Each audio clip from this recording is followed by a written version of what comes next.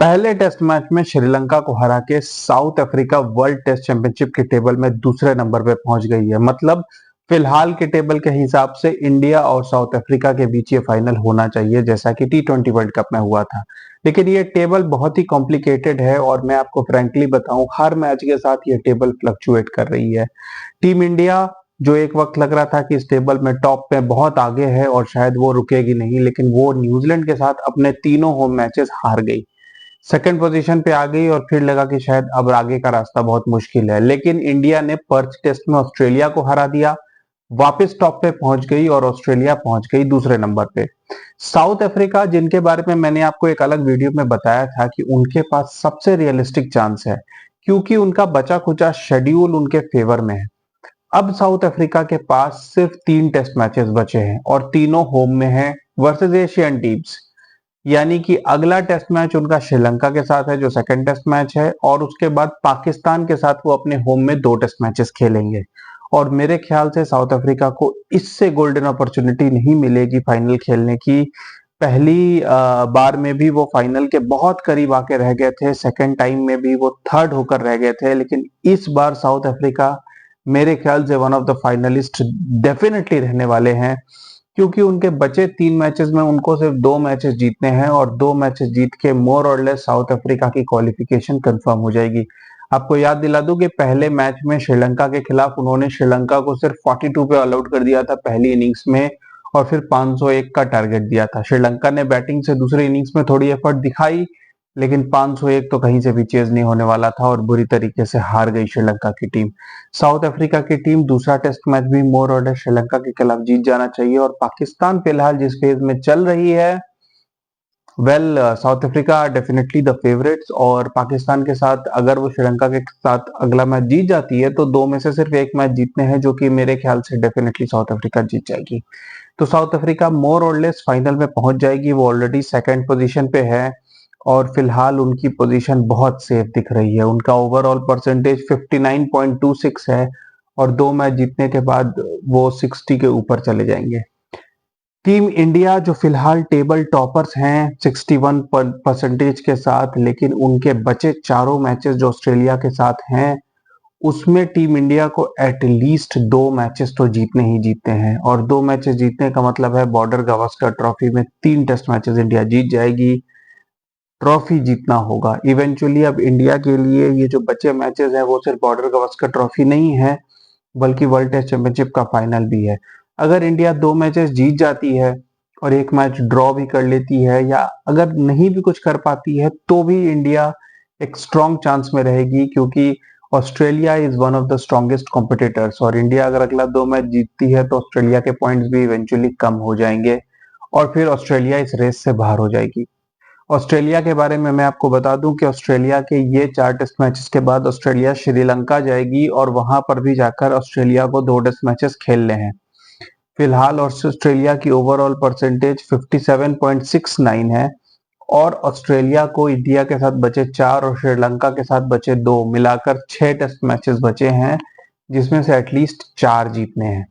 अब 6 में से 4 जीतने का मतलब है कि अगर इंडिया के साथ वो 2 मैच ही और जीत पाते हैं तो फिर उन्हें श्रीलंका में दोनों मैचेस जीतने होंगे। श्रीलंका अपने होम में डेंजरस टीम है और इतनी आसानी से वो 2-0 हारेगी नहीं, वो बनाएंगे टर्निंग ट्रैक्स। और अभी फिलहाल श्रीलंका में एक बहुत बेहतरीन स्पिनर है प्रभात जयसूर्या, जिन्होंने अभी रिसेंटली सिर्फ 17 टेस्ट मैचेस में 100 विकेट पूरे किए हैं, जो कि सेकेंड हाईएस्ट एवर है।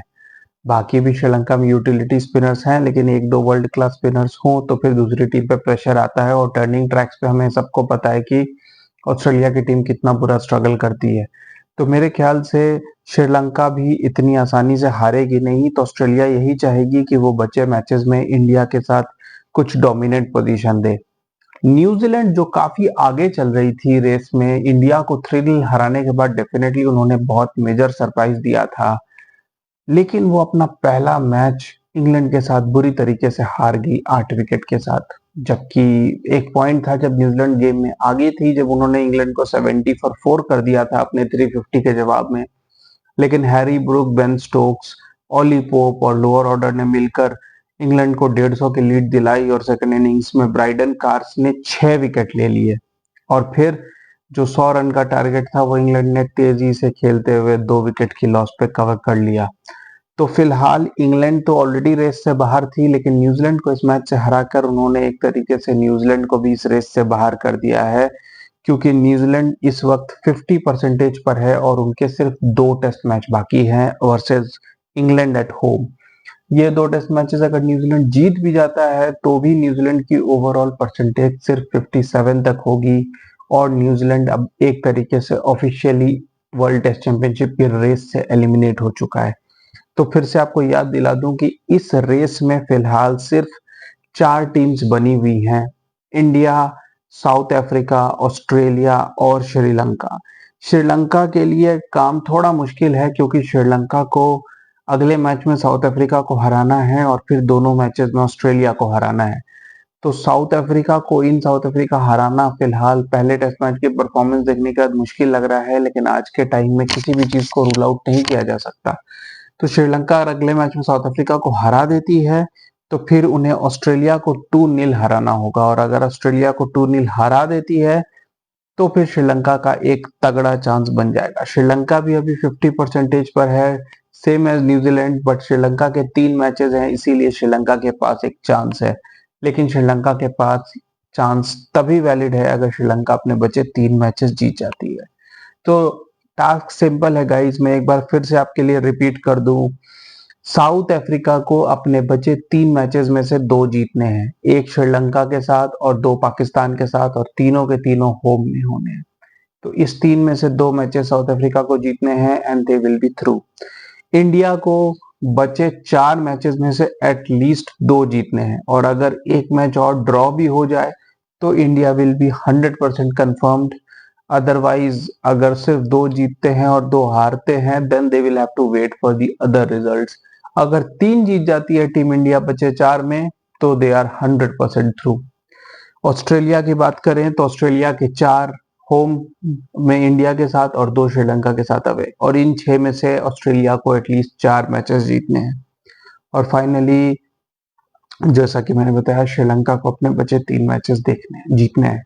तो श्रीलंका और साउथ अफ्रीका के बीच जो अगला टेस्ट मैच है वो काफी इंटरेस्टिंग है। अगर श्रीलंका वो हार गई then they are officially eliminated और फिर ये रेस रह जाएगी सिर्फ 3 टीम्स के बीच, India, South Africa and Australia. Keep watching guys, thank you.